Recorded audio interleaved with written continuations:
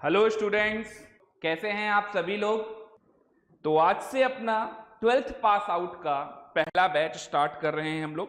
तो स्टार्ट किया जाए आज का लेक्चर। मोल कॉन्सेप्ट यानी कि some basic concepts of chemistry, इसमें क्या क्या पढ़ना है। देखिए, मोल कॉन्सेप्ट में थ्योरी के नाम पर कुछ भी नहीं है। जिन्होंने ये लेक्चर मेरे से पहले पढ़ रखा है वो मुझे जानते भी होंगे अच्छे से कि ये चैप्टर मैं किस तरीके से पढ़ा रहा हूं। मोल कॉन्सेप्ट में पूरे चैप्टर को मैंने टाइप ऑफ क्वेश्चंस में डिवाइड कर रखा है कि कैसे कैसे टाइप के क्वेश्चंस आएंगे। मोल कॉन्सेप्ट में category wise type of questions में डिवाइड कर दिया गया है और इन टाइप ऑफ क्वेश्चंस में ही आपको क्वेश्चंस की प्रैक्टिस करनी है।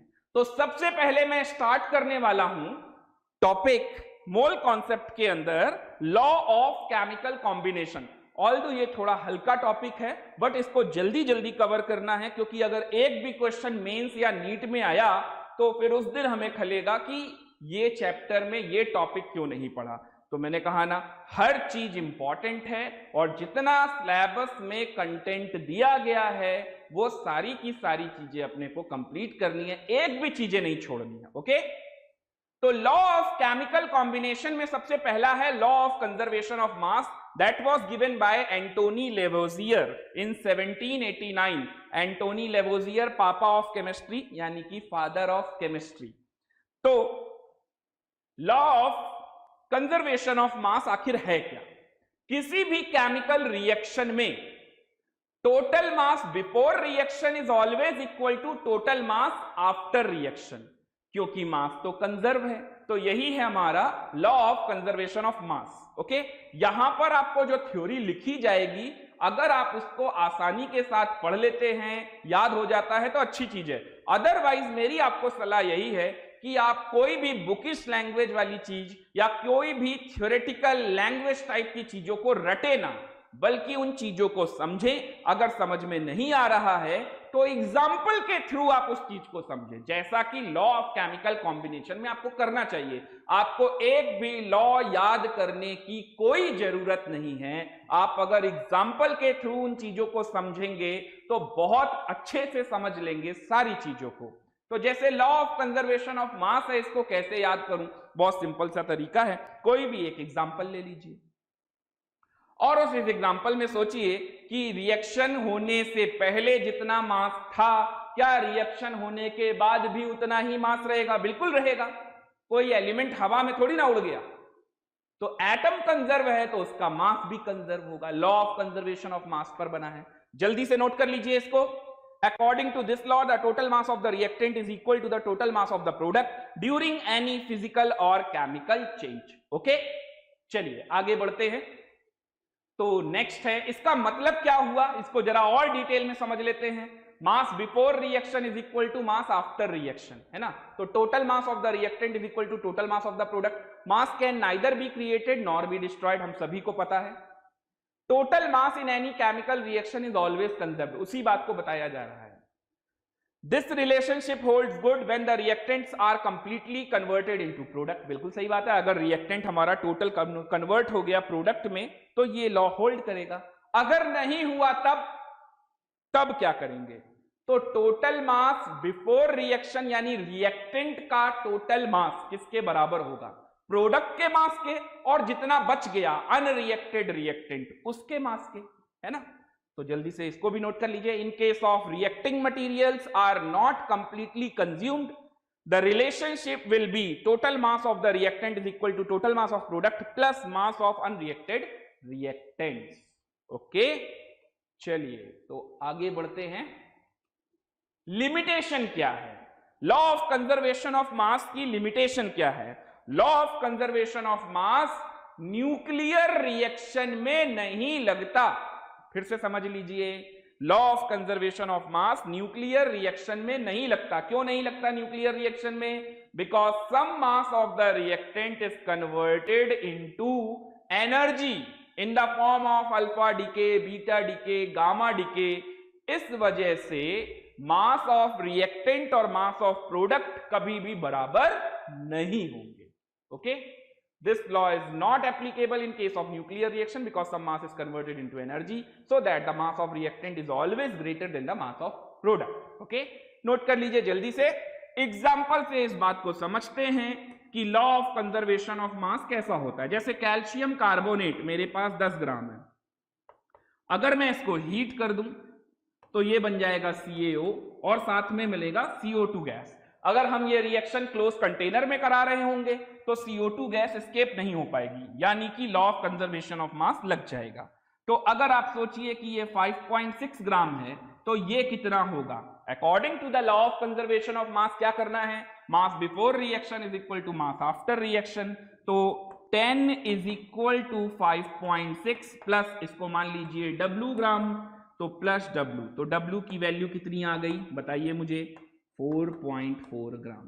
ओके, तो लॉ ऑफ कंजर्वेशन ऑफ मास आपको इस तरीके से लगाना है। क्लियर हुआ? जल्दी से नोट कीजिए। चलिए, आपको लॉ ऑफ कंजर्वेशन ऑफ मास कितना समझ में आया, इसके लिए एक क्वेश्चन, जैसा कि मैंने आपको बताया था कि टाइप ऑफ क्वेश्चंस में मैं पूरे मोल कॉन्सेप्ट को कैटेगराइज करूंगा। तो पहला टाइप है question based on law of chemical combination. आपको लॉ से रिलेटेड जितने क्वेश्चन मिलेंगे उसको टाइप 1 बनाना है, और ऐसे ही जैसे मैं आपको पढ़ा रहा हूं ऐसे ही आप अपने नोट्स बनाते चले जाइए। ओके, तो क्वेश्चन है, if 12.6 gram of sodium bicarbonate is added to 30 gram of acetic acid solution, the residue is found to weigh 36 gram. What is the mass of CO2 released in the reaction? चलिए बताइए मुझे जल्दी से, इसका answer क्या होगा? जल्दी से बताइए मुझे इसका आंसर क्या होगा। तो चलिए देखते हैं। इसके लिए आपको रिएक्शन लिखनी पड़ेगी, NaHCO3 सोडियम बाइकार्बोनेट, और सोडियम बाइकार्बोनेट की रिएक्शन अगर मैं एसिटिक एसिड से कराऊंगा तो सोचिए क्या बनेगा? केटायन एनायन एक्सचेंज होगा, है ना? तो ये बन जाएगा सोडियम एसीटेट CH3COONA, साथ में बनेगा H2CO3 जो कि वाटर और CO2 में ही रहेगा, कार्बोनिक एसिड हाई प्रेशर पे ही रहता है। ओके, तो ये हो गई रिएक्शन। अब जरा देखिए, ये आपको गिवन कितना था? 12.6 ग्राम। हमारे पास एसिटिक एसिड कितना था? 30 ग्राम। अब बोल रहे हैं कि जो रेजिड्यू है, तो रेजिड्यू क्या है भाई? ये है 36 ग्राम। तो ये कितना होगा? Again law of conservation of मास, है ना? तो आप देखिए, अगर उसको W लेट करेंगे तो ये 36, इसको लेस कर दीजिएगा, तो 12.6 प्लस 30 माइनस 36, तो ये कितना आ जाएगा? ये आ जाएगा आपका 6.6 ग्राम। ये आंसर। ओके, क्लियर हुआ? Mass before reaction is equal to mass after reaction लगाना है। क्लियर हो गया? यहां तक समझ में आ गया आपको? चलिए आगे बढ़ते हैं।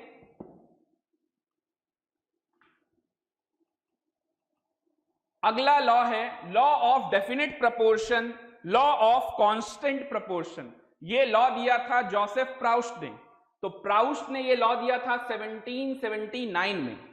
अब ये लॉ ऑफ डेफिनेट प्रोपोर्शन या लॉ ऑफ कांस्टेंट प्रोपोर्शन क्या होता है? लॉ मुझे आता नहीं, सोचो मैं खुद इतने सालों से पढ़ा रहा हूं, लॉ मुझी को नहीं याद है, क्योंकि रटने वाला काम मेरा भी बहुत कमजोर है ना? ऑल्दो केमिस्ट्री पढ़ा रहा हूं लेकिन रटने वाला काम मेरा भी बहुत कमजोर है। लेकिन यकीन मानो, मुझे भी आज तक जरूरत नहीं पड़ी कि ये मैं रट के किसी को सुनाऊं, और आपको भी कभी जरूरत नहीं पड़ेगी कि आपको रट के कुछ सुनाना है, क्योंकि जब भी ये लॉ का नाम आएगा आपके माइंड में एग्जाम्पल होना चाहिए, जैसे मैं अभी आपको पढ़ा रहा हूं और मेरे माइंड में भी एक एग्जाम्पल है। ओके, और उस एग्जाम्पल के थ्रू लिख तो लेंगे ही ना यार, तो बन गया लॉ। ओके, चलिए समझते हैं। तो लॉ ऑफ डेफिनेट प्रोपोर्शन या कांस्टेंट प्रोपोर्शन आखिर होता क्या है? इस लॉ में बताया क्या जा रहा है कि किसी पर्टिकुलर कंपाउंड में, किसी गिवन कंपाउंड में एलिमेंट्स का मास रेशियो हमेशा फिक्स रहेगा, that is constant, that is definite. तो किसी भी गिवन कंपाउंड के अंदर एलिमेंट का मास रेशियो हमेशा क्या होता है?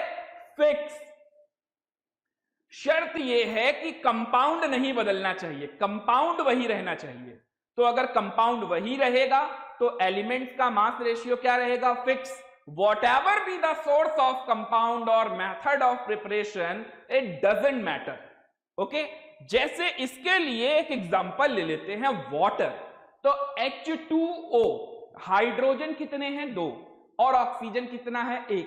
अगर मैं मास रेशियो चेक करूं तो 2:16 यानी कि 1:8। तो हाइड्रोजन और ऑक्सीजन का मास रेशियो वाटर में 1:8 आएगा। आता था, आता है और आता रहेगा। यानी जो मैं पानी पीता हूं वो भी 1:8, जो आप पानी पीते हैं वो भी 1:8 और जो बिल गेट्स पानी पीता है वो भी 1:8। तो ये हम तीनों में एक कॉमन बात है। ओके तो वैसे तो बिल गेट्स का मुकाबला कर नहीं पाएंगे, तो कम से कम पानी पीने के बहाने तो कर ही सकते हैं बिल गेट्स का मुकाबला, कि हम दोनों सेम चीजें यूज करते हैं। ओके तो कंपाउंड के अंदर एलिमेंट का मास रेशियो हमेशा क्या होगा? फिक्स। चलिए जरा लॉ देखते हैं, क्या वही चीजें बताई जा रही हैं? According to this law a given compound always contain exactly the same proportion of its element by weight. देखिए ये इंपॉर्टेंट पॉइंट है, by weight. Okay irrespective of their source और मेथड ऑफ प्रिपरेशन। चलिए एग्जाम्पल को समझ लेते हैं। तो वही एग्जाम्पल मैं कोट कर देता हूं जो कि मैंने आपको वाटर का बताया। और ये वाटर आखिर बना कैसे होगा? तो ये पूरी रिएक्शन अगर आपको लिखनी है तो आप वो भी लिख लीजिए। H2 + ½ O2 gives up H2O। आप डबल करके भी लिख सकते हैं। ओके नाउ इस H2O में अगर मैं मास रेशियो चेक करूं, मास रेशियो को चेक करूं तो वो मास रेशियो हाइड्रोजन इस टू ऑक्सीजन 2:16 यानी कि 1:8 दैट इज फिक्स। ये क्या रहेगा? फिक्स रहेगा, डेफिनेट रहेगा, ये कभी भी बदलने वाला नहीं जब तक आप वाटर ना बदलो, है ना। What ever be the source of compound it doesn't matter.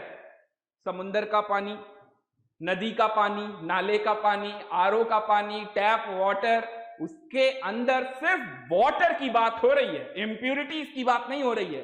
तो उस वाटर के अंदर हाइड्रोजन और ऑक्सीजन का मास रेशियो 1:8 ही रहेगा। ओके चलिए आगे बढ़ते हैं। इससे रिलेटेड एक क्वेश्चन लगाते हैं। 12.976 ग्राम of lead combined with 2.004 gram of oxygen to form PbO2. PbO2 can also be produced by heating lead nitrate, and it was found that the percentage of oxygen present in PbO2 is 13.38%. With the help of given information, illustrate the law of constant composition. चलिए बताइए कैसे solve होगा। इस question में मुझे illustrate करना है law of definite proportion, law of constant composition. एक ही मतलब है। कैसे इस बात को हम प्रूफ करें, तो इस क्वेश्चन को कैसे सॉल्व किया जाए। देखिए यहां पर क्या करना है अपने को, लॉ ऑफ डेफिनेट प्रोपोर्शन। अभी आपको क्या बताया था, कंपाउंड के अंदर एलिमेंट का मास रेशियो क्या होना चाहिए, फिक्स। तो चलिए पहले रिएक्शन समझते हैं। तो Pb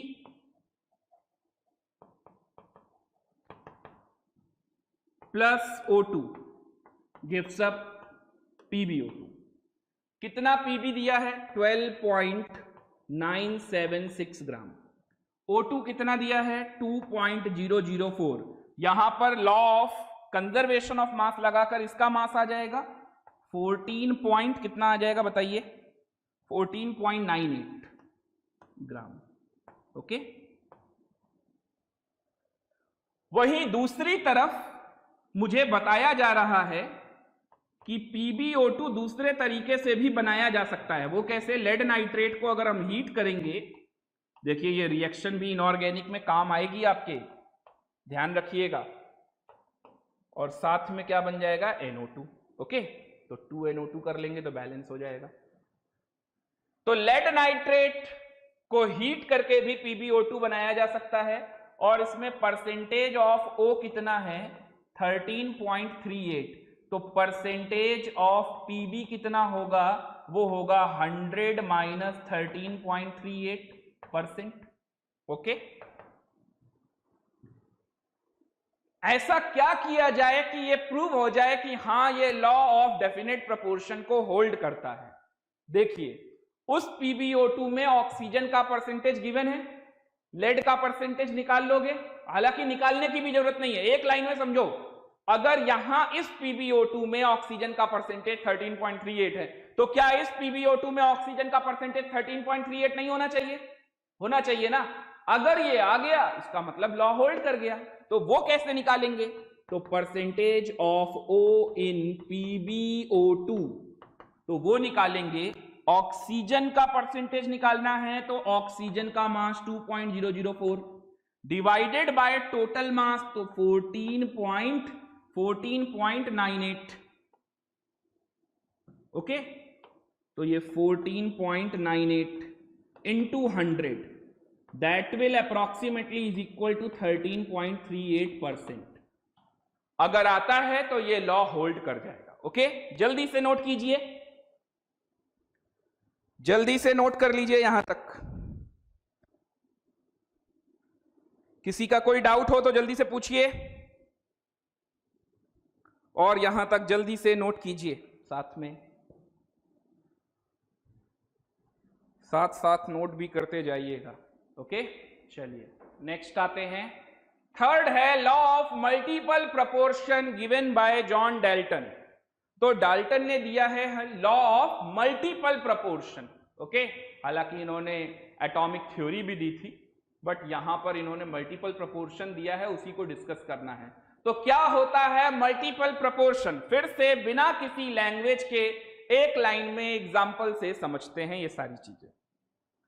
तो देखिए, अगर दो या दो से ज्यादा एलिमेंट आपस में मिलकर क्या करते हैं? कंपाउंड्स बनाते हैं। कितने बनाते हैं? जितने मन करे उतने बना लो, जितने बन सकते उतने बना लो। तो 2 और more element combine to form 2 और मोर देन 2 कंपाउंड्स। अब वो उन कंपाउंड्स में किसी एक एलिमेंट का मास क्या करना है? फिक्स। उन कंपाउंड्स में किसी एक एलिमेंट का मास क्या करना है? फिक्स। तो जो दूसरा वाला एलिमेंट होगा उसका मास रेशियो एक सिंपल रेशियो को बियर करेगा। दूसरे वाले एलिमेंट का मास रेशियो एक सिंपल रेशियो बियर करेगा। This is law of multiple proportion. अगर आप पहली बार सुन रहे हैं तो थोड़ा कम समझ में आएगा आपको, जैसे ही मैं आपको एग्जाम्पल सिखाऊंगा आपको पूरा समझ में आएगा। तो चलिए जरा इस बात को समझ भी लेते हैं। ओके, तो according to this law, when two element combine to form 2 और more than 2 different compounds in which if the mass of one element is fixed then the mass of other element bear a simple ratio, है ना। तो ये सारी बातें मैंने आपको बता ही दी हैं, आपको ये लिख लेना है, थ्योरी ये लिख लेनी है जल्दी से। इसीलिए मैंने कहा अगर ये सारी चीजें मेंटेन करते रहोगे तो आपके नोट्स ही बुक बन जाएगी। ओके, और ऐसी बुक जिसका कोई तोड़ नहीं, क्योंकि वो बुक आपने लिखी होगी, उस बुक में क्या लिखा है हर पेज पे आपको अच्छे से पता होगा, और वही बुक आपको पढ़नी है। तो आप दूसरों की बनाई हुई बुक ना पढ़िए, अपनी बनाई हुई बुक पढ़िए खुद ही। ठीक है, तो खुद को पढ़ना है और खुद ही लिखना है, तो अपनी बनाई हुई बुक। बाद में जब बहुत अच्छा लगे, जब सिलेक्शन इलेक्शन हो जाए तो पब्लिश करा देना यार। ठीक है, चलिए आगे आते हैं। लिमिटेशन क्या है? तो लॉ ऑफ मल्टीपल प्रोपोर्शन की लिमिटेशन ये है कि भाई कोई भी नया एलिमेंट कंपाउंड में नहीं आना चाहिए, और पुराना वाला कोई भी एलिमेंट बाहर नहीं जाना चाहिए। अगर आपने आइसोटोप ले लिया तो फिर होल्ड नहीं करेगा ये लॉ। तो चलिए यही कुछ लिमिटेशन से समझ लेते हैं। This law is not applicable if any element is removed और new element is added. Same element should be present in all the compound. हाँ, उसके नंबर ऑफ एटम्स ज्यादा भी हो कम भी हो कोई फर्क नहीं पड़ता, नंबर ऑफ एटम्स चाहे जितने हो, लेकिन एलिमेंट नहीं बदलना चाहिए। This law is not applicable in case of isotope. जैसे देखिए वाटर है, अब वाटर में मैंने हाइड्रोजन और ऑक्सीजन को मिलाकर वाटर बना दिया, हाइड्रोजन ऑक्सीजन को मिलाकर मैंने H2O2 बना दिया, लॉ लग जाएगा, मल्टीपल प्रोपोर्शन लग जाएगा। ओके, लेकिन अगर मैंने D2O बना दिया तो यार ये हाइड्रोजन और ऑक्सीजन से मिलकर तो नहीं बना था, तो D2O के केस में क्या होगा? लॉ नहीं लगेगा, तो ये नॉट एप्लीकेबल हो जाएगा। ओके, चलिए नेक्स्ट आते हैं। अब समझते हैं इसी चीज को एग्जाम्पल के थ्रू। तो एग्जाम्पल के थ्रू इनको समझते हैं।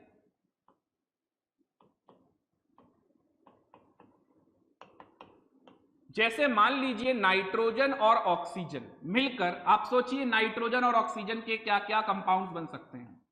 तो नाइट्रोजन और ऑक्सीजन से मिलकर NO बन सकता है, NO2 बन सकता है ना, N2O बन सकता है, और सोचिए N2O3 बन सकता है, N2O4 बन सकता है, N2O5 बन सकता है। तो इस तरीके से ये कई सारे कंपाउंड्स बन सकते हैं। ये सब नाइट्रोजन के ऑक्साइड्स हैं। इनके स्ट्रक्चर पी ब्लॉक में बहुत इंपॉर्टेंट है, पूछे जाते हैं। जब पी ब्लॉक पढ़ाऊंगा तब इनके स्ट्रक्चर भी बताऊंगा। नाइट्रोजन और ऑक्सीजन का अगर मैं मास रेशियो यहां पर चेक करूं तो ये आया 14:16, यहां पर आया 14:32, यहां पर आया 28:16, यहां पर आया 28:48, यहां पर आया 28:64, यहां पर आया 28:80। ठीक है, यहां तक समझ में आया। अब यहां पर किसी एक एलिमेंट का मास फिक्स करना है, चाहे नाइट्रोजन फिक्स कर लो या ऑक्सीजन फिक्स कर लो, कोई फर्क नहीं पड़ता, जो आसानी से हो जाए वो कर लो। तो यहां मुझे दिख रहा है सिर्फ इन दो जगह पर अगर 28 हो जाए तो ये पूरा 28 हो जाएगा ना। तो यहां पर 2 से मल्टीप्लाई और यहां पर भी 2 से मल्टीप्लाई। लेकिन देखो बेईमानी नहीं करनी है, अगर मल्टीप्लाई नाइट्रोजन के साथ होगा तो ऑक्सीजन के साथ भी तो करना पड़ेगा। ठीक है, तो 2 का मल्टीप्लाई यहां पर भी। तो नया मास रेशियो क्या बन जाएगा? तो नया मास रेशियो नाइट्रोजन इस ऑक्सीजन का क्या बन जाएगा? तो ये 28 सब में हो गया, यहां तो हर जगह क्या हो गया 28 हो गया, यहां तो कोई दिक्कत ही नहीं है। अब यहां क्या हुआ 32 आ गया, फिर यहां क्या हुआ 64 आ गया, फिर यहां क्या हुआ 16 आ गया, फिर यहां क्या हुआ 48 आ गया, फिर क्या हुआ 64 आ गया, फिर क्या हुआ 80 आ गया। तो आप देख सकते हैं नाइट्रोजन का मास मैंने क्या कर दिया फिक्स। तो ऑक्सीजन का मास रेशियो एक सिंपल रेशियो को बियर करना चाहिए, तो वो मैं यहां पर लिख देता हूं, मास रेशियो ऑफ ऑक्सीजन। चलिए देखिए ये सब 16 के मल्टीपल्स में है या नहीं। तो अगर इन सबको 16 से डिवाइड करूं तो क्या आएगा 2:4:1:3:4:5। तो ये आया अपना आंसर। अब आप लॉ को पढ़ लीजिए और ये एग्जाम्पल देख लीजिए और इस एग्जाम्पल को हमेशा याद रखिएगा। आपको कभी भी लॉ ऑफ मल्टीपल प्रोपोर्शन रटने की कोई जरूरत नहीं होगी। ओके, एक एलिमेंट का मास रेशियो क्या किया फिक्स, तो दूसरे वाले का मास रेशियो सिंपल रेशियो को बियर करेगा। सोचिए अगर यहां पर आता 2.3, 4.8, 1.5 ऐसे करके अगर आ रहा होता तो इसका मतलब लॉ होल्ड नहीं करता। यहां तक अगर किसी का कोई डाउट है तो जल्दी से पूछिए। क्लियर हुआ?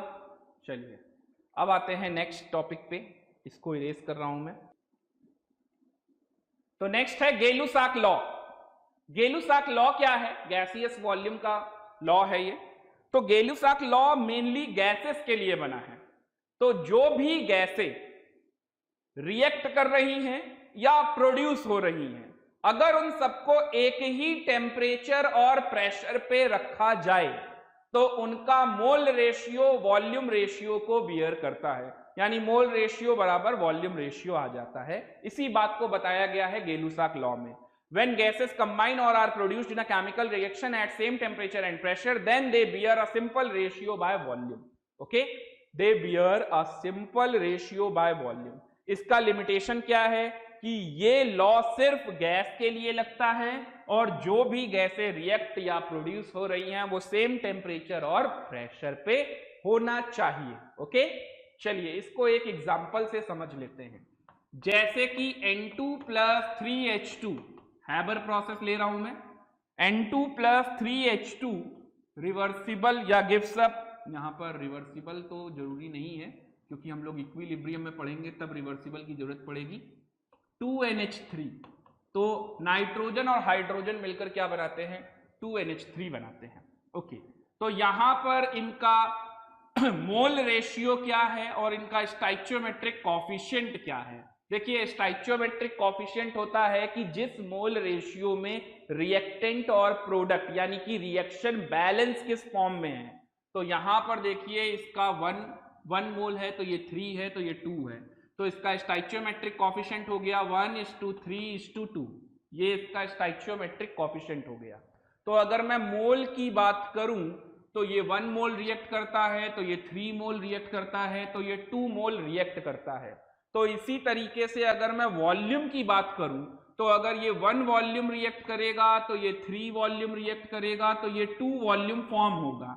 यानी कि अगर ये 1 लीटर रिएक्ट करेगा तो ये 3 लीटर रिएक्ट करेगा, तो इससे ये 2 लीटर बनेगा। हालांकि बहुत सारे बच्चों के दिमाग में एक बहुत गंदा वाला कीड़ा रहता है कि सर यहाँ पर 1 लीटर 3 लीटर है तो यहाँ 4 लीटर बनना चाहिए। अरे ये कोई 1:1:1 की स्टाइचियोमेट्री थोड़ी ना है। आप देखो ना 1:3:2 की स्टाइचियोमेट्री है, तो जिस रेशियो में रिएक्टेंट रिएक्ट करेगा उस रेशियो में प्रोडक्ट बनेगा।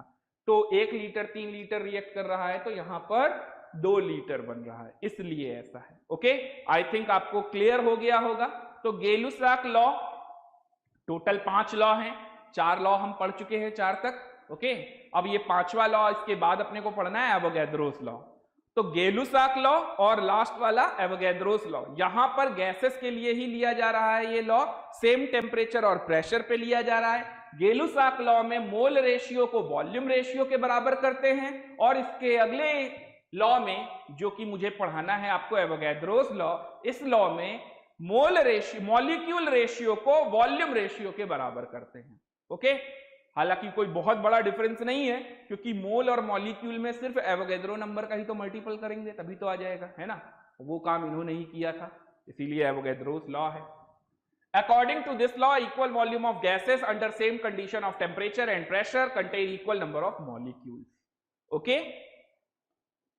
एग्जाम्पल, इसको भी एग्जाम्पल पुराना वाला ही एग्जाम्पल ले लेते हैं। N2 + 3H2 gives up 2NH3। तो देखिए यहां पर क्या बोला जा रहा है, इन टर्म्स ऑफ मॉलिक्यूल। तो इन टर्म्स ऑफ अगर मॉलिक्यूल की बात करूं तो ये 1 मॉलिक्यूल रिएक्ट करता है, तो ये 3 मॉलिक्यूल रिएक्ट करता है, तो ये 2 मॉलिक्यूल बनता है। तो अगर मैं इन टर्म्स ऑफ वॉल्यूम बात करूं तो ये 1 वॉल्यूम रिएक्ट करेगा, तो ये 3 वॉल्यूम रिएक्ट करेगा, तो ये 2 वॉल्यूम बनेगा। Same as it is litre और ml आप लगा लीजिएगा। ओके, तो ये थे हमारे 5 लॉ टोटल। कौन कौन से? Law of conservation of mass, law of definite proportion, law of multiple proportion, गेलुसाक law और एवोगैड्रोस लॉ। एक लॉ और होता है लॉ ऑफ रेसिप्रोकल प्रोपोर्शन, लेकिन वो बिल्कुल भी इंपॉर्टेंट नहीं है।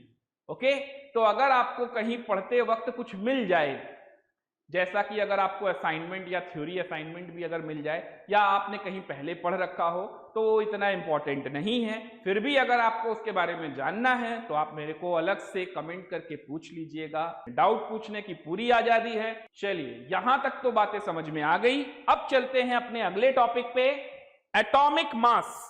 तो एटॉमिक मास क्या होता है, जरा इसके बारे पे बात कर लेते हैं।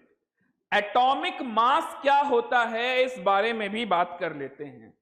बात करने से पहले क्या आप मेरे कुछ सवालों का जवाब दोगे? What is the atomic mass of nitrogen? What is the atomic mass of nitrogen? Nitrogen का एटॉमिक मास क्या होता है, क्या आप बताओगे मुझे? What is the atomic mass of nitrogen? जल्दी से कमेंट कीजिए। उत्कर्ष का आंसर आया है 28 ग्राम नाइट्रोजन। मैंने नाइट्रोजन गैस नहीं बोला है, नाइट्रोजन एलिमेंट पूछ रहा हूं, और एटॉमिक मास पूछ रहा हूं तो एलिमेंट के बारे में ही पूछ रहा हूंगा। तो आप N2 गैस क्यों बता रहे हैं? तो ये गलत जवाब है। ठीक है, तो उत्कर्ष ने फिर से अपना आंसर लिखा है 14 ग्राम, और ये भी गलत जवाब है। 14.01 ये भी गलत जवाब है। देख लीजिए, ये होता है। अगर 11 12th सही से नहीं पढ़ा है तो बेसिक चीजों में दिक्कत आने लगती है। और सोचिए, इन्हीं बेसिक चीजों को यूज करा के अगर जेई मेन, जेई एडवांस या नीट के पेपर में क्वेश्चन आ जाए तो कितना भारी नुकसान उठाना पड़ सकता है। तो यही सारी चीजों को अवॉइड करना है। चलिए मैं आपको बताता हूं सही आंसर क्या है। अगर आपसे कोई पूछे what is the atomic mass of nitrogen, तो आप उसको जवाब देंगे 14 AMU या 14U, 14 AMU या फिर 14U। ध्यान से सुनते जाइए, अगर अभी नहीं सीखा तो फिर कुछ नहीं हो सकता, है ना। मोल कॉन्सेप्ट की ये टैगलाइन ही है, अभी नहीं तो कभी नहीं। तो अगर आपसे कोई एटॉमिक मास पूछता है तो इसका मतलब एलिमेंट के बारे में पूछ रहा है। तो सर हमें कैसे पता चलेगा कि कब 28 बताना है, कब 14 बताना है? जब मैं आपसे पूछूं कि what is the molar mass of nitrogen, molar mass of nitrogen या नाइट्रोजन गैस का मॉलिक्यूलर वेट बताओ, तब आपको 28 यूज करना है। ओके, टेक्निकली जो मिस्टेक हो सकती हैं उन चीजों को अवॉइड करना है, और कितना डेप्थ में है ये सारी चीजें उनको भी समझना है, कि एक से एक बारीक चीजों को भी ध्यान से समझना है। ओके, तो चलिए समझते हैं आगे। नाइट्रोजन का एटॉमिक मास 14 AMU, 14U। नहीं, मुझे तो ग्राम में आंसर देना है। अगर आप मुझे 14 AMU पूछते तो मेरा अगला सवाल आपसे यही होता कि ग्राम में बताओ। तो ग्राम में कितना होता है? तो 14/Na ग्राम। यानी जिस चीज को पीरियोडिक टेबल में एटॉमिक मास सिर्फ लिखा गया है ना, पहले तो आप उसके आगे यू लगाना चालू कर दीजिए, AMU या you. AMU atomic mass unit, you का मतलब यूनिफाइड मास। ओके, अब अगर उसी चीज को आपको ग्राम में रिप्रेजेंट करना है तो आपको वहां पर यू हटाकर अगर ग्राम लगाना है तो आपको मल्टीप्लाई करना होगा 1.67 into 10 to the power of -24, तो वो ग्राम में कन्वर्ट हो जाएगा। और ये जो यूनिट मैंने बताई, जो वैल्यू मैंने आपको बताई 1.67 into 10 to the power of -24, ये 1 एवोगैड्रो नंबर के बराबर होता है, 1/Na के बराबर होता है। आप लगा के चेक कर सकते हैं। ओके, तो चलिए इन चीजों को और भी डिटेल में समझते हैं कि आखिर ये सब होता क्या है। तो सबसे पहले साइंटिस्ट कम्युनिटी ने एटॉमिक मास को डिफाइन करने के लिए एक रेफरेंस एलिमेंट का यूज किया, हाइड्रोजन। और हाइड्रोजन का आर्बिट्री वैल्यू असाइन कर दिया गया 1, जो कि आज भी है 1 AMU, 1.008। ओके, अब बाकी एलिमेंट का एटॉमिक मास उसके रिस्पेक्ट में डिफाइन करने लगे। ओके, लेकिन हाइड्रोजन मोस्ट अबेंडेंट एलिमेंट में नहीं आता हमारे आसपास के एनवायरनमेंट में। तो बाद में इंटरनेशनल यूनियन ऑफ केमिस्ट्री ने हाइड्रोजन को रिप्लेस किया और कार्बन का एक स्टेबल आइसोटोप लेकर आए, C12। और यह बोला गया कि भाई आज से कार्बन के रिस्पेक्ट में एटॉमिक मास डिफाइन करेंगे। जब हम किसी के मास को रिस्पेक्ट में डिफाइन करना चालू करते हैं तो यहीं से वर्ड जुड़ जाता है रिलेटिव। इसीलिए हमें सिखाया जाता है रिलेटिव एटॉमिक मास। ओके, यानी कि राम, रिलेटिव एटॉमिक मास। तो रिलेटिव एटॉमिक मास का मतलब कार्बन C12 के आइसोटोप के रिस्पेक्ट में किसी के एटॉमिक मास को डिफाइन करना। ओके, तो पहले इतनी बातें आपको समझ में आ गई। चलिए, इस बातों को आप लिखना चाहें तो लिख सकते हैं, हालांकि बहुत ज्यादा इंपॉर्टेंट नहीं, आपको पता होना चाहिए बस क्या है। जो मैंने आपको बताया वही सारी चीजें लिखी गई हैं। IUC international union of chemistry ने C12 ले लिया, आज की डेट में वो बन गया है IUPAC, international union of pure and applied chemistry. Okay, तो अब आते हैं हम लोग, एटॉमिक मास तो हो गया, अब राम की बात करते हैं, रिलेटिव एटॉमिक मास की बात करते हैं। तो it is measured in atomic mass unit AMU या यूनिफाइड मास U, ठीक है। और ये होता क्या है, तो it is defined as the mass exactly equal to 1/12 of the mass of C12 atom, 1/12 of the mass of C12 atom. अब दोनों आंखें बिल्कुल अच्छे से बड़ी करके खोल के देखिएगा और कानों को भी बिल्कुल खोल के देखिएगा, ठीक है। तो कान बिल्कुल अपने खड़े रखिएगा और आंखों को बिल्कुल सारी नजरें यहीं पर गड़ी रहनी चाहिए, क्योंकि अब जो मैं आपको समझा रहा हूं ये आप पिछले 3-4 साल से पढ़ तो रहे हो लेकिन आपको समझ में नहीं आ रहा। रिलेटिव एटॉमिक मास का वो जो फॉर्मूला लिख देते हैं ये वाला, इसका मतलब क्या होता है, तो अब इसी का मतलब मैं आपको समझा रहा हूं। रिलेटिव एटॉमिक मास, आपने जितना कुछ भी आज तक रटा है, जिन्होंने मेरे से पहले ये नहीं पढ़ा है, जिन्होंने पढ़ा है उनको तो पता ही है, जिन्होंने नहीं पढ़ा है उनके लिए मैं बता रहा हूं। अगर आपने जितना भी आज तक रटा है एटॉमिक मास के नाम पे, वो आप यहां वाली यूनिट को रटते हैं। लेकिन मैंने आपसे रिलेटिव एटॉमिक मास नहीं पूछा था, मैंने आपसे एटॉमिक मास पूछा था। यानी कि मैं आपसे पूछ रहा था mass of an atom in the element, actual mass पूछ रहा था।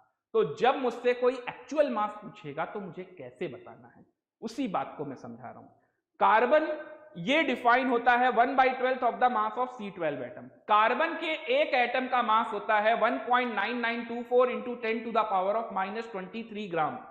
1.9924 into 10 to the power of -23 gram, I think यही आएगा 1.9924 10 टू द पावर ऑफ -23 ग्राम।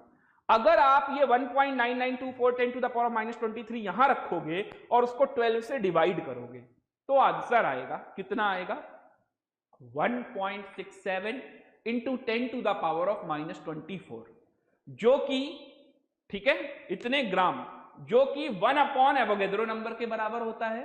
और यही 1 Avogadro number is equal to 1.67 into 10 to the power of -24 gram is equal to 1 AMU होता है। तो जो भी आप, जैसे मैंने अभी आपसे पूछा था नाइट्रोजन का एटॉमिक मास, तो आपने बोला 14 ग्राम, तो बिल्कुल ही गलत है, और जिन्होंने 14 बोला उनका भी गलत है। तो 14 ये रहा। अब सोचिए जब आप इस टर्म का मल्टीप्लाई करेंगे तभी तो आप एक्चुअल मास बताएंगे, और इस टर्म का मल्टीप्लाई करने पर क्या आता है 1 AMU, 1 AMU यानी 1/Na, यानी कि 1.67 into 10 to the power of -24 gram. ये कहां से आया, कार्बन के एक्चुअल एटॉमिक मास जो कि ये डेटा गिवन है इसके रेस्पेक्ट में आया। अब आप सोचिए अगर हर एलिमेंट का एटॉमिक मास आपको इस तरीके से बड़ी बड़ी पावर में लिख के दिया जाए तो आप कंफ्यूज नहीं हो जाओगे। इसीलिए साइंटिस्ट कम्युनिटी ने रिलेटिव एटॉमिक मास का कंसेप्ट स्टार्ट किया कि हम कार्बन के रेस्पेक्ट में बताएंगे। और किस रेस्पेक्ट में बताएंगे, 1/12 of the mass of C12 atom के रेस्पेक्ट में रिलेटिव एटॉमिक मास को बताना चालू करेंगे। ओके, तो ये जल्दी से आप यहां तक नोट कर लीजिए।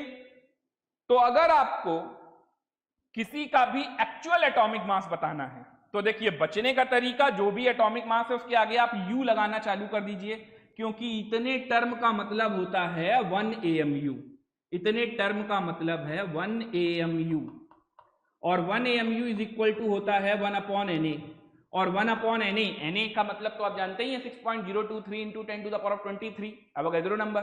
अगर 1 एवोगैड्रो नंबर करेंगे तो भी यही आएगा जो कि मैं आपको बता रहा हूं, 1.67 into 10 to the power of -24। Okay, तो इतने ग्राम आ जाएगा, और ये 1/Na में भी ग्राम लगा सकते हैं आप, 1/Na ग्राम। तो आपको जो भी रिलेटिव एटॉमिक मास पता है ना, वो डिवाइडेड बाय Na ग्राम। जैसे नाइट्रोजन का अगर मुझसे कोई पूछे नाइट्रोजन का एटॉमिक मास बताओ, 14 AMU, अच्छा ठीक है, तो ग्राम में बताओ 14/Na ग्राम। नहीं, एग्जैक्टली पूरा डिफाइन करके बताओ, ये Na नहीं लाना चाहिए। तो 14 into 1.67 into 10 to the power -24 gram. Okay, तो ये आंसर होगा। आई थिंक सबको समझ में आ गया होगा। किसी का कोई डाउट, किसी को कुछ पूछना है? चलिए इन्हीं बातों को थोड़ा जल्दी से समझ लेते हैं। और 1/12 into mass of C12 atom, यानी 1/12 into 1.9924 into 10 to the power -23 करने पर क्या आता है 1 AMU। 1 AMU 1 ऑस्टन के बराबर होता है, is equal to 1 dalton is equal to 1 avogram. अलग अलग साइंटिस्टों ने ये अपनी यूनिट अपने नाम से बनाना चालू कर दिया। और ये 1/Na ग्राम के बराबर होता है। 1/Na की वैल्यू 1.67 इंटू 10⁻24 ही होती है, जो कि यहां पर भी ये वैल्यू इतनी ही आएगी। अगर आप इसको पूरे को कैलकुलेट करेंगे तो ये पूरा कैलकुलेट करने पर यही आएगा। ओके, 1.67। अच्छा, केजी में बदलना है, ये सब तो आपको आता ही होगा। एवोगैड्रो नंबर क्या होता है? 6.023 इंटू 10⁻23। ओके, चलिए नेक्स्ट आता है एवरेज एटॉमिक मास क्या होता है। तो अब आपको सीखना है average atomic mass. Average atomic mass, it is the average value of all isotopic mass with in a given sample. Average atomic मास का फॉर्मूला, जो आपको रिलेटिव अबंडेंस दी जाएगी, यानी कि किसी पर्टिकुलर एलिमेंट का ये परसेंटेज है, तो वो परसेंटेज इनटू एटॉमिक मास, इसका समीशन करते जाना है, इसीलिए सिग्मा लगा है। और टोटल कंपोजिशन क्या होगा? 100, तो डिवाइडेड बाय 100। ओके, तो ये फॉर्मूला हो गया एवरेज एटॉमिक मास को फाइंड आउट करने का। अभी मैं आपको एग्जांपल और क्वेश्चंस के थ्रू ये चीजें और क्लियर करा दूंगा। एवरेज एटॉमिक मास पर टोटल 3 क्वेश्चन हो सकते हैं, होते तो 2 है, बट एक मैंने अलग से बना दिया। तो वो क्या हो सकता है? देखिए, आपको परसेंटेज दे दिया जाए, किसी एलिमेंट में आइसोटोप्स हैं, और जैसे हाइड्रोजन 1H1 1H2 1H3, अब 1H1 1H2 1H3 का परसेंटेज आपको दे दिया जाए। ओके, और आपसे पूछा जाए बताओ एवरेज एटॉमिक मास कितना होगा। पहला तरीका ये हो गया। दूसरा तरीका, आपको एवरेज एटॉमिक मास दे दिया जाए और आपसे परसेंटेज पूछ लिया जाए। तो 2 ही तरीके होते हैं। तीसरा तरीका क्या होगा? इसके लिए आपको सीपीपी का इंतजार करना होगा। तीसरा क्वेश्चन, तीसरे टाइप का क्वेश्चन सीपीपी में दिया हुआ है, उसको सॉल्व करिएगा। तो वो एवरेज मोलर मास पर है, क्योंकि उसमें डिफरेंट सब्सटेंसेस को मिक्स करके, अलग अलग कंपाउंड को मिक्स करके, मॉलिक्यूल को मिक्स करके एवरेज एटॉमिक मास नहीं, एवरेज मोलर मास पूछा जा रहा है। ओके, तो स्टार्ट करते हैं हम लोग क्वेश्चन नंबर टाइप 2 के क्वेश्चंस। तो टाइप 2 पे क्वेश्चंस कौन कौन से होंगे? Question based on average atomic mass, average molar mass. तो जैसे पहला है यही एवरेज एटॉमिक मास पर बेस्ड क्वेश्चन। देखिए, क्लोरीन के 2 आइसोटोप हैं, 17Cl35 17Cl37, and there average atomic mass. Average atomic मास आपको गिवन है, आपको पूछा जा रहा है परसेंटेज बताओ। निकाल लोगे आंसर? कैसे आएगा? 35.5। ओके, क्लोरीन के 2 आइसोटोप है ना। चलिए थोड़ा सा डिटेल में आपको समझा देता हूं कैसे सॉल्व करेंगे। क्लोरीन के 2 आइसोटोप हैं, 17Cl35 17Cl37। इसका एवरेज एटॉमिक मास 35.5 दिया है। मुझसे पूछा जा रहा है कि बताओ इसका परसेंटेज कितना होगा। इसका आ जाएगा तो 100 से लेस कर देंगे, इसका भी आ जाएगा। तो देखिए 35.5 जो कि एवरेज एटॉमिक मास है, is equal to atomic mass into percentage. तो इसको परसेंटेज के वाइज अगर देखा जाए तो इसको मैं परसेंटेज वाइज x मान लेता हूं, तो ये कितना हो जाएगा? 100 माइनस x। तो ये 35 into x, percentage into atomic mass, यही तो फॉर्मूले में सीखा, plus 37 into 100 minus x divided by total composition क्या है? 100। ओके, यहां से सॉल्व कर लेंगे, x आ जाएगा। x आएगा आपका 75%। ओके, चेक कर लीजिए इसको, 75% आएगा ये आपका आंसर। जल्दी से चेक कीजिए 75%। कौन सा वाला है ये? 17Cl35। तो 25% हो जाएगा आपका 17Cl37। कोई डाउट? कोई डाउट है क्या? 75% बिल्कुल सही है।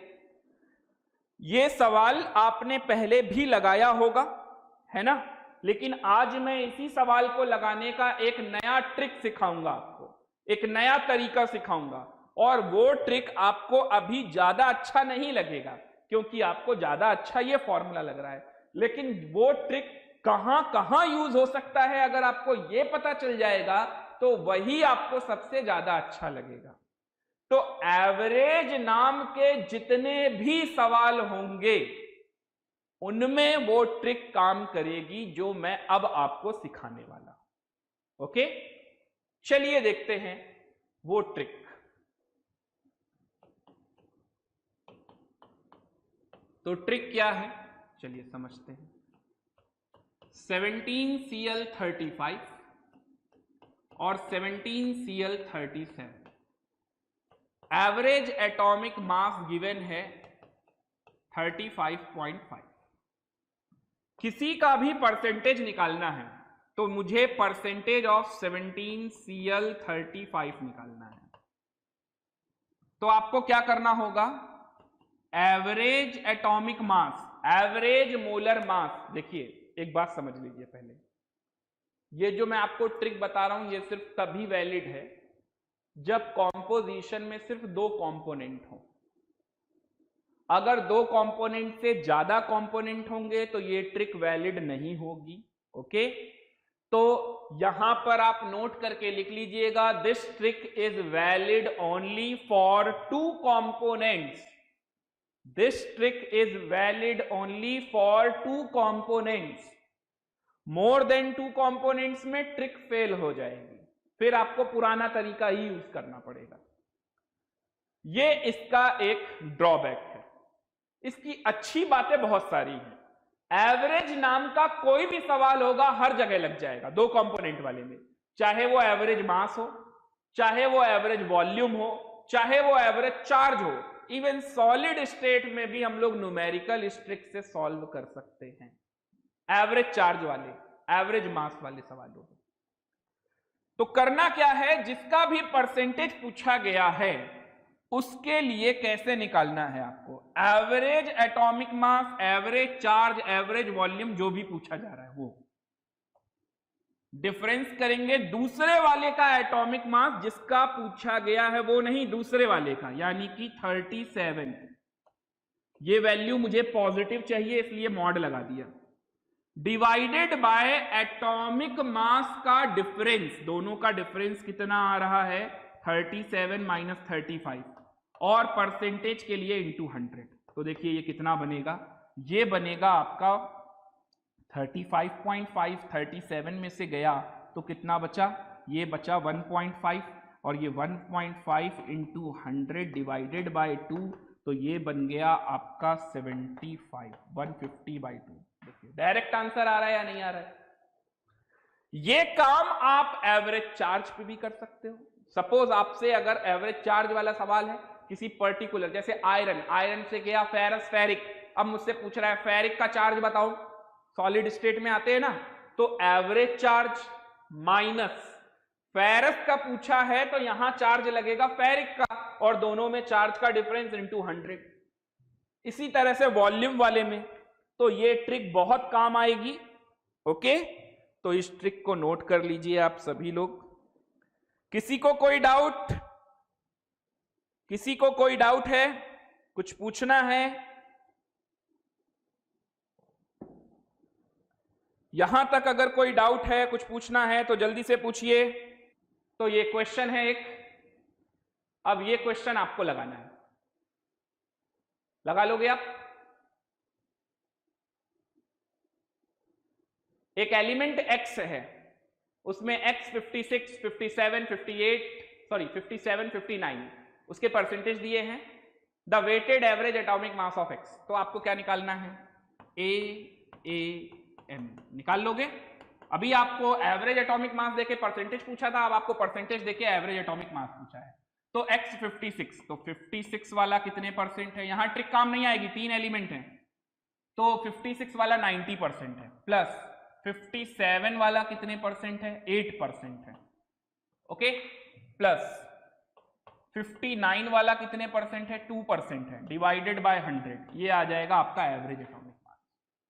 ओके, तो ये थे एवरेज एटॉमिक मास को लेकर क्वेश्चन। एवरेज मोलर मास का क्वेश्चन आपका इंतजार कर रहा है सीपीपी में, जल्द ही मिल जाएगा। क्लास छूटने के विदिन 1 आवर के अंदर आपको मिल जाएगा। ओके, तो यहां तक आज के लेक्चर में हम लोग यहीं तक रखते हैं। अब अगले टर्न पे हम लोग mole concept, pure mole concept से स्टार्ट करेंगे। ओके, तो आज का लेक्चर हम यहीं पे फिनिश करते हैं। तब तक के लिए good bye to all of you, bye bye.